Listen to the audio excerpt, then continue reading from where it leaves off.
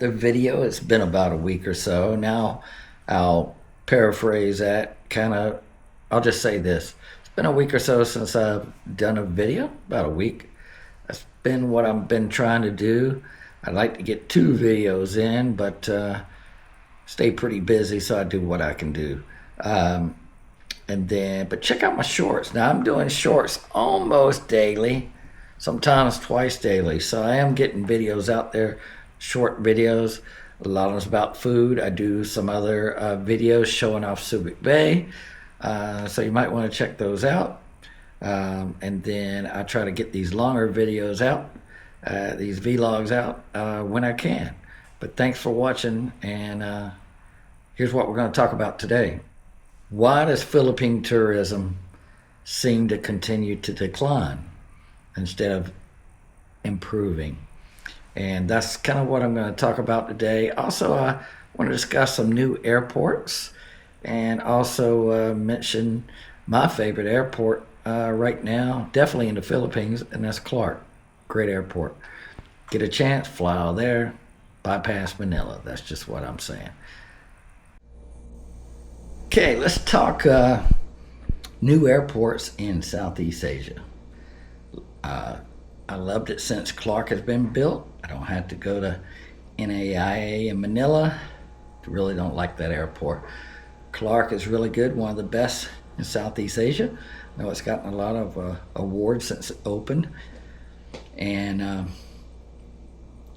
they're building the Bulacan Airport, or they call it the new Manila International Airport, NMIA, supposed to relieve congestion.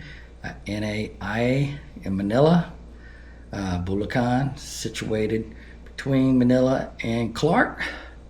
So we'll see how that goes. I know when they just tried to upgrade NMIA in Manila, and San Miguel, I guess, took it over. A lot of prices were raised, including parking. I think parking overnight went from $250, $300 up to $1,000 a night, 1,000 pesos. Clark, last time I used it recently, still $250 for parking overnight. Not too bad. So the construction of the new Bulacan Airport, after being delayed, I think they had some land issues, but that's just what I'm reading. But they finally, I think, got this straightened out. Supposed to start construction in early 26, like January, be complete by 28. We'll see when the actual completion happens. And then there's some other airports in Southeast Asia as well. I know Saigon, Ho Chi Minh, just updated, built a new terminal. I think it's Terminal 3 going to be in Saigon or Ho Chi Minh, and that is already open up. And Saigon, Long Thang,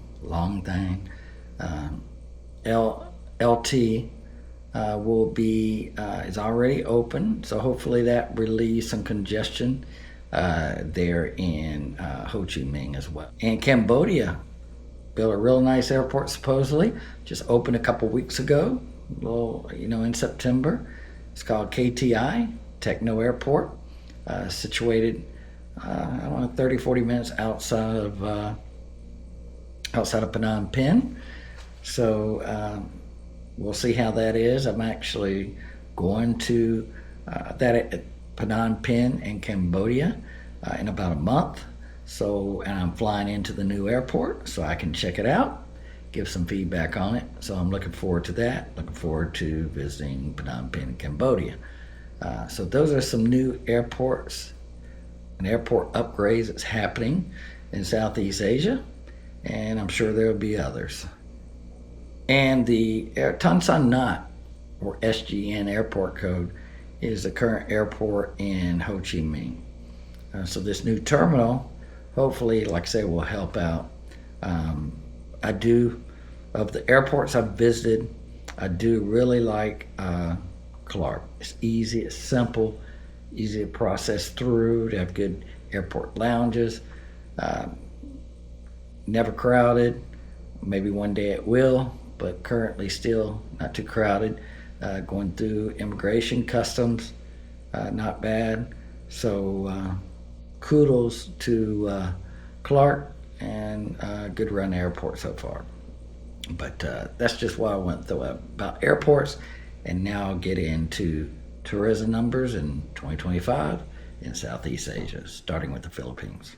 Okay, let's talk tourism numbers 2025 in Southeast Asia. I've been looking at this kind of pretty hard. I've heard some things about Thailand, the decline of tourism this year, Philippines, decline of tourism this year, Vietnam being way up, Cambodia increasing. So I just want to speak about that a little bit, give you some numbers, and give you my take on each country and their tourism prospects, issues, or whatever you may say. The Philippines had 2.54 million foreign arrivals in 2025 in the first 5 months. 2.54 million. It's not a lot. Should be a lot higher than that, I think. And you compare that with Thailand's 14.3 million, same time frame. Vietnam's 9.2 million. Singapore's 7 million. Indonesia's 5.63 million. And all that's during the same period of time. First 5 months of 2025. Those are the numbers put out publicly. You can research these yourself, but that's kind of the numbers that's been thrown out there, and I think they're pretty accurate. And South Korea is still the top visitor. Most tourists comes to the Philippines comes from South Korea, a little over 553,000. Which is actually a decline, a significantly decline, 19% year-on-year decline, South Korea. A lot of that has to do with safety concerns. I know in some of the major cities here, including Angeles, Manila, that the Koreans have been victims of crime here quite a bit. And so that's one of the biggest reasons, I think, for the decline of South Korea visitors this year to the Philippines. The United States was second with about 443,000 visitors to the Philippines so far this year. And that's actually a 9.67% increase. So the U.S. has gone up, South Korea has gone way down this year.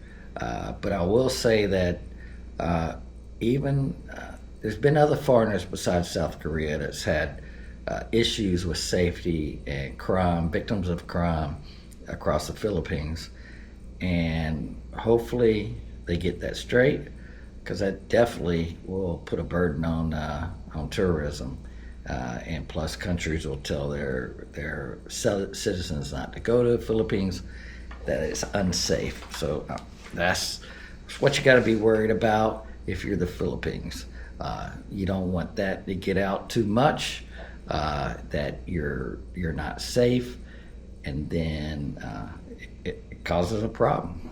After the United States is China, Japan, and Australia. So South Korea, United States, China, Japan, Australia. Philippines was recognized as the Asia's leading beach destination in the 2024 World Travel Awards. Okay, number one, and because they have so much of coastline. They have over 30,000 kilometers of coastline, and it stretches from Mindanao all the way up to Batanes.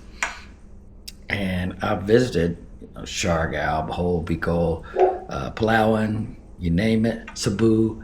Batanes I've been to, beautiful coastline, reminds me of Scotland, rolling hills, et cetera, very clean. It's pretty much protected area. The whole Batanes is a protected area, all the islands there. So that's a good thing. But yes, they have a lot of coastline here in the Philippines, from as far north as Batanes to as far south as Mindanao. Okay, the Philippines are looking to get 8.4 million visitors by the end of the year. They're sitting at first 5 months, they got 2.54 million. So they got some work to do. We'll see after rainy season if the numbers kind of improve. They are quite a ways away from, I guess they're probably one of the least, if not the least, a tourist destination in all of Southeast Asia right now, especially with Cambodia taking them over after the May numbers came out. And since then, Cambodia kind of continues to gain. And when they overtook Philippines, I found that kind of strange, but it is true. Cambodia overtook the Philippines in tourist numbers, and you just wouldn't think that was so, but it is. So hopefully the Philippines can improve tourism. Here's my 2 cents for the Philippines. Costs continue to rise for travelers throughout the Philippines. Yeah, there's always those places, flop houses, hostels you can get pretty good. But if you're trying to, get a good hotel, the numbers are pretty high here. And flights, you can get good deals on flights, but, it's just not cheap. It's cheap to travel in the Philippines. That's just going to other Southeast Asian countries currently. A lot of Filipinos I know, they would rather travel other countries in Southeast Asia than travel domestically here in the Philippines just because of the higher costs. I found that to be true, especially when it comes to hotels, nice beach hotels in Vietnam, Thailand. You're getting really good deals. Philippines, not so much. And the prices are pretty high. We'll just say that. I'm getting ready to go to Cambodia and back to Vietnam. Not back to Vietnam, back to Thailand. And I'm really looking. I got a good deal on a hotel that I've scheduled or booked in Cambodia, in Phnom Penh. Dirt cheap, really good hotel, supposedly. I know people that stayed there, and pretty good hotel. The slow climb out of COVID for the Philippines really, I think, hurt. Where the other countries got up and running a lot faster. And it kind of just left the Philippines behind to catch up, which is not a good thing. So hopefully, like I said, the numbers will turn around. Philippines has a lot to offer. This is not a knock on the Philippines. It's just realistic that, the prices have kind of climbed here. Thailand, a lot of things have gotten more expensive. Found Vietnam pretty cheap. And a lot of places in Thailand is still cheap. And then Cambodia is supposed to be cheaper than all of them. So I'm going to find that out very shortly. Even though I like many foods in the Philippines, my favorite sisig, of course, I like lechon. I like bulalo, soup, sinigang. It's things I like, okay? But that being said, myself, I know it's true for, and many others, they prefer the food of Vietnam and Thailand to the Philippines. And Cambodia is supposed to be a cross kind of between Vietnam and Thailand, with their emphasis on local produced food. And that kind of keeps the cost down to very cheap. Everything's kind of local sourced, which is good down to the fish. So that's a good thing. And, like I said, it's not a knock on the Philippines. Just I prefer those foods better. And it just seems like there's a lot more healthy eating in those other countries than the Philippines. I kind of blame the Americans on that, bringing in a lot of fattening foods. But if you really want to eat healthy, you can eat healthy in the Philippines too. It's really in their diet. In like Vietnam, I'll just say, they eat so healthy. If I went there and lived there for a while, I'd probably lose quite a bit of weight and be a lot healthier too. But yeah, I know I asked a local Vietnamese one of my last trips there, and I asked them, you know, do y'all eat McDonald's? I saw McDonald's. They said, no, that's for tourists. We don't eat that crap, basically. That's what they told me. So I was told that a couple times. So, you know, they really like, fresh, healthy foods. They really do. Vietnam tourism rose 21% from 2024 to 2025.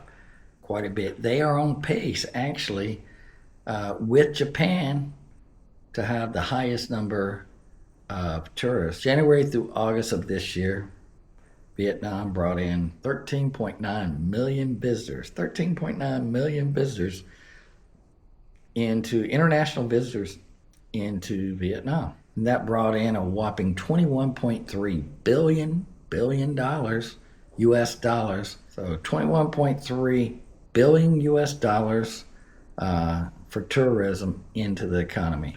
That's great. I love to see when countries can do that, and so good for them. Vietnam is my new favorite country in Southeast Asia. I love the food, the people, the beaches, their infrastructure's good and even improving. So all that's good. And I love their discipline there in Vietnam. The people are very disciplined.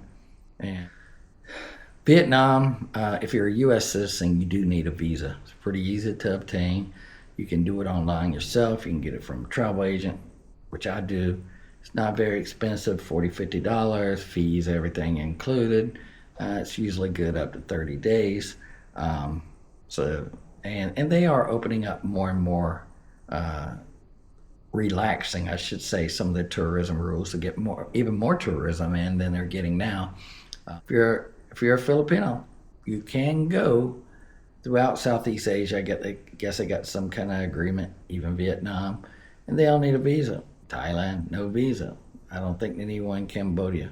So, but that's good. So you don't need a visa if you're Filipino. If you're a foreigner, you got a Filipino spouse, girlfriend, well, they won't need a visa if you go to Vietnam. Now, Cambodia does require a visa. I just got mine. And I want to shout out to Ellis Travel in Barrio Barreto and Lagapo. They've been my go-to source for visas, whether it be Vietnam and now Cambodia. They do a good job. It comes back quick. So I really appreciate their help there with that. So this is a shout out to Ellis Travel. I want to visit Vietnam again. I went 4 times in 2024. I did go to Thailand 2025.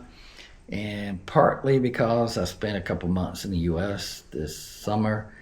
And so that kind of took up a lot of time, assets, and everything else. But end of the year here, like I said, I'm going to Cambodia, Thailand, and hope to get back to Vietnam before the end of the year. That's my goal. And so we'll see how that goes. And I want to do some traveling here in the Philippines as well. I want to get back down to Siargao. That's one big place I want to get back to. Okay, let's talk Thailand. Thailand, like I said, there's been a lot of talk of tourism falling there.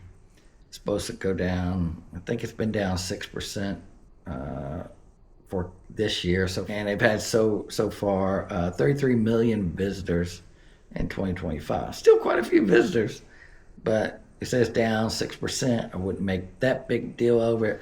I know they've had some, changes in some of the rules. The marijuana thing, but I think they're kind of focused more on certain areas to have marijuana.